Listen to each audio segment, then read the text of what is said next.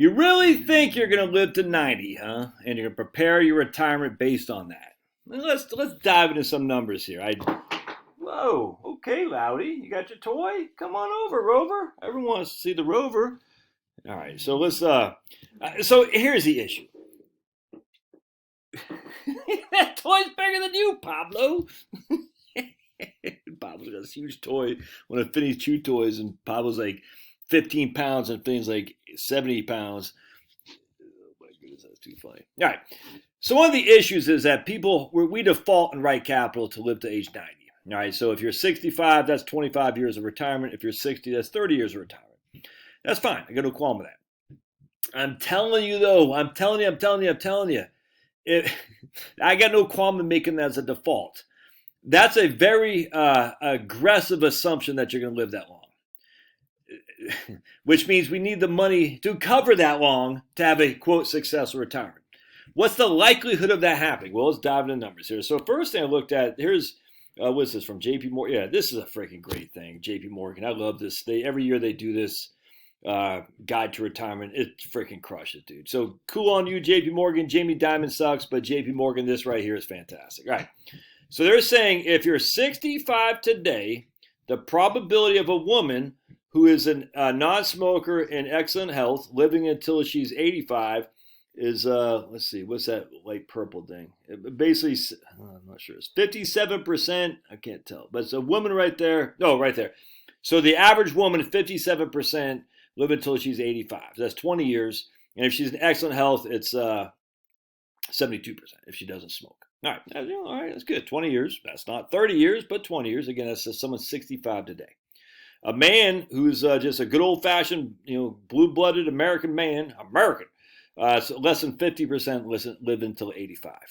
All right, so if you're a man 65 years old, it's less than 50%. Now, if you're in excellent health and you don't smoke a carton of Cools, it's 63%. That's just, again, 20 years if you're 65 today. So, again, we're saying what's the life expectancy of living until 85? For a man, it's 45. For a woman, it's 57. If they're in excellent health and don't smoke, it goes to 63 and 72%. All right, my wife just texted me. Now, if you're married, what's the likelihood of, let me just text her back real quick. If you're married and you're 65, both y'all are 65, and you're just a regular, good old-fashioned, red-blooded American, Charlotte and Josh, now she's 4 years younger, but anyway, we'll just presume we're both 65. There's a 76%, 76% likelihood that one of you guys are going to live until you're 85, all right? Sounds pretty high. That, again, if you're healthy, though, is 90%. One of y'all are going to live to your 95. Most likely it's going to be Charlotte, not your old buddy Josh. All right, so now, though, if we're, what's this last one here? I'm not even sure what that last one is. Hold on a second. If you both live until 85, 25% of you guys will both live till 85. And if you don't smoke a carton of Cools, 46%. All right, either way. So you can see that's till 85. So again, that's 20 years if you're 65 today. All right, we're planning for a 30-year retirement. We're 65 today. What's the likelihood we live till 95? All right, I take some significant issue with this. Here, a woman's likelihood if she's 65 today, living for another 30 years, is 14%. A man is 8%, so not very likely. And a woman is 31% if she's healthy and doesn't smoke, and a man is 22%. The likelihood of a 65-year-old couple, one of y'all live until you're 95, is 46% if you don't smoke. All right. Now, I want to show you something. Can I make this bigger? Hold on a sec. I want to show you the absurdity of this. Average life expectancy at age 65. In 1990, a woman's life expectancy at age 65 was 84. In 2021, 31 years later, it went to 84.5. Yeah, and this doesn't take in 2022 with the pandemic. I dare not say it out loud. A man went from 80 to 82. All right, so that's great. I mean, nothing big there, but that's so. But now they're saying in 2090, it's gonna go to 89.4, the average life expectancy for a woman, and 87.2. All right, what's that based on? It's just based. No one knows. Like increasing health stuff.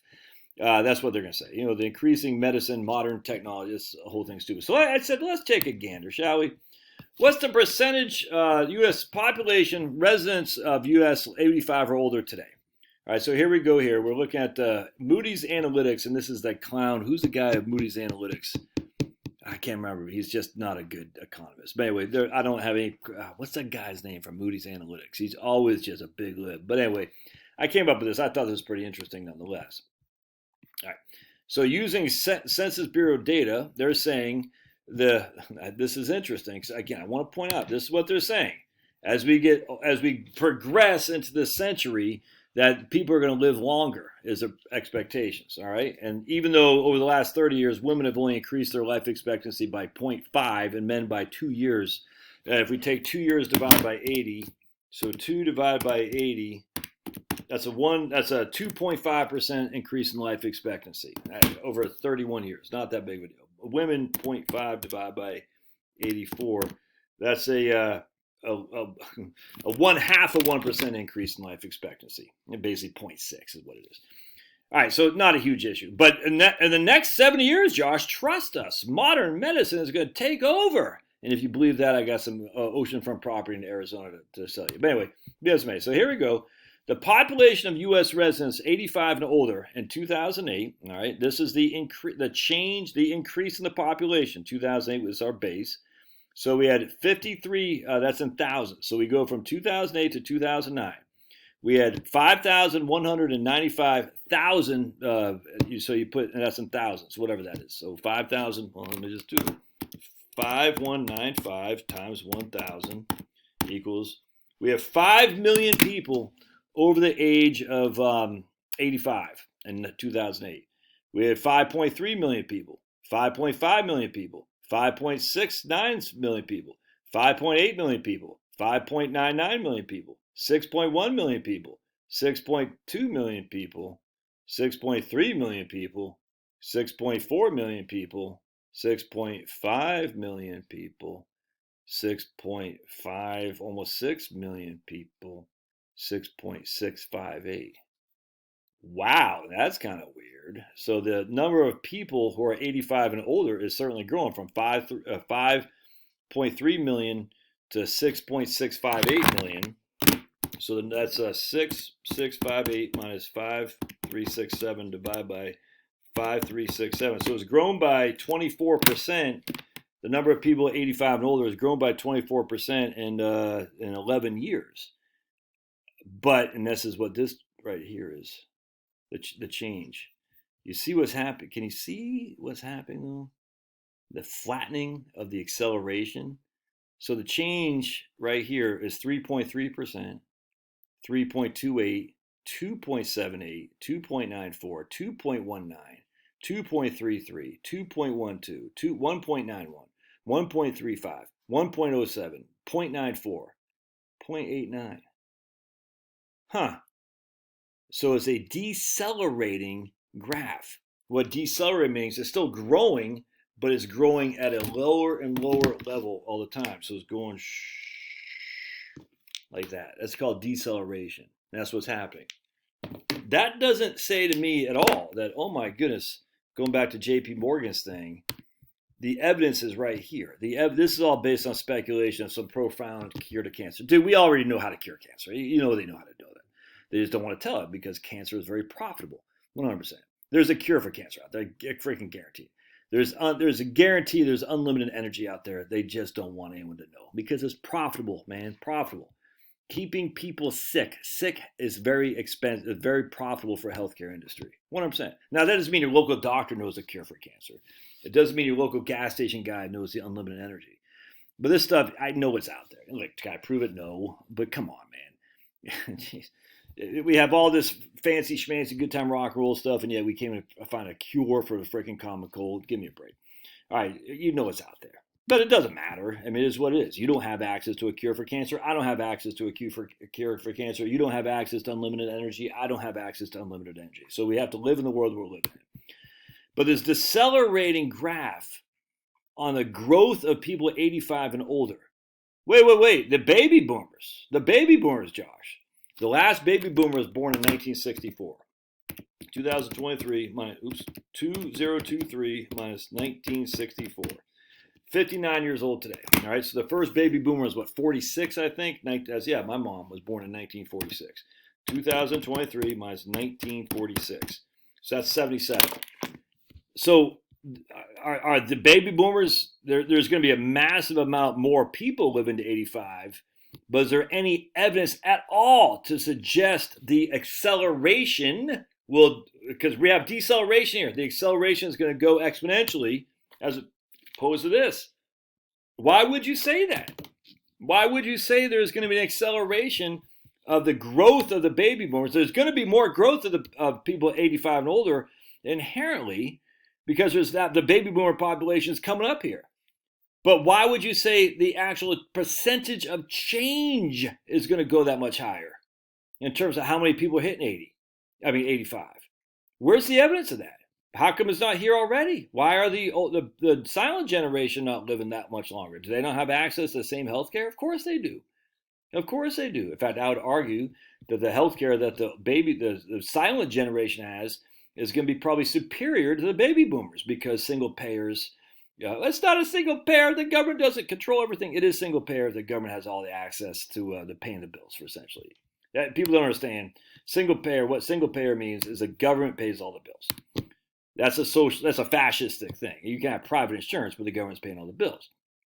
So do you literally think that with this deceleration right here, that's going to change just because the baby boomers come in? Why would more people live until they're 85 and 90? What methods are out there to make this happen? What grand freaking scheme of healthcare has changed to get the silent generation who are dying off? Well, they're not growing their numbers by any accelerating. It's decelerating. Why would that change for the baby boomers when we all know that the baby boomers have different sets of issues? Lots more taken. They've had more processed foods. They've had more jabs. They have a lot more just kind of heavy. You know what I'm saying? Maybe they don't smoke as much, but they probably do, frankly. But there's a lot more just bad stuff in our environment than there was for the silent generation. So why would you sit there and say this is legitimate? This is all speculation. It could happen. But even that, the average life expectancy is only 89 for women. That's in 2090. We're talking someone who's 65 years old. And the point being is, when I run these plans, I sit there and say, okay, I had a lady I was talking to the other day, and she was going to, we had her live until 95. This isn't to say none of you guys are going to live that long. I every time I do a video like this, people say, Mom, I get it. Some people do live to 100. I guarantee you. That's a fact. What I'm trying to say is if your financial plan has you live until 95 and you have a 57% probability of success and you're 65 today or 60, and then you say, well, what if I live until I'm 92 and it goes from 57% probability of success to 83% probability of success? Why? I just take the W. Say, yeah, that's pretty good. I'll be content with that. I'll be content. If I'm 92 and I've, quote, run out of money, come on, man. Just people know how to tighten their belts when things go south. If I'm 92 and I've run out of money, then, okay, that sucks, but I still have Social Security. I still got my house. But I'm 92. So what I'm going to do is I'm going to trade in a couple extra years of my free time while I'm young and healthy and sprite to have more of a chance when I'm 95 that I still have adequate assets to cover my bills. Well, I don't understand that mentality. I don't get it. Dude, you're not going to be 62 much longer, all right? You're not going to be 60. You only have so many years. The likelihood of you surviving until you're 92 to 93 to 94 to 95 is minimal. Some people do. I completely grant you that. The vast, vast, vast majority don't. So why plan? I'm not saying you don't have to plan. You can plan your life. I don't care. But why, say, oh my goodness, my retirement plan says I have a 57% probability of success. I hate my job. I'm getting fat. I'm getting stressed. Blah, blah, blah. I'm going to keep at it for a couple more years because I want to get it up to 92%. When if you just slide back the life expectancy, you'd be successful. Anyway, love your thoughts. Again, we don't know. No one knows nothing. I just sit there and say, life expectancy's dropped, right? Because if you can argue because of COVID, that's fine. I actually challenge that. I think life expectancy is dropping because of stress. I truly believe. Warren Buffett said it best, and I'm not a big fan of Warren Buffett, but he said, what happens is he eats Dairy Queen and McDonald's and drinks 5 Cokes a day. He goes, I like this. And happiness leads to longevity. Stress destroys longevity. And he didn't say the stress part, but I'm adding it in there. Stress, that's why I got to get you a little Pablo. Relieve the stress. Stress destroys longevity. Happiness and contentment adds to it. So Warren Buffett, 91 or 92, drinking 5 Cokes a day, eating ice cream, going to McDonald's. And Charlie Munger is 99, who eats worse than Warren does, said Warren Buffett. Why? Because they have a contented life. Now, look, are they anything going on up there that's not up to any good? I don't know. But what I'm just trying to say is contentment is longevity. Stress is not. Watch your stress level, man. I love your thoughts. We'll see you.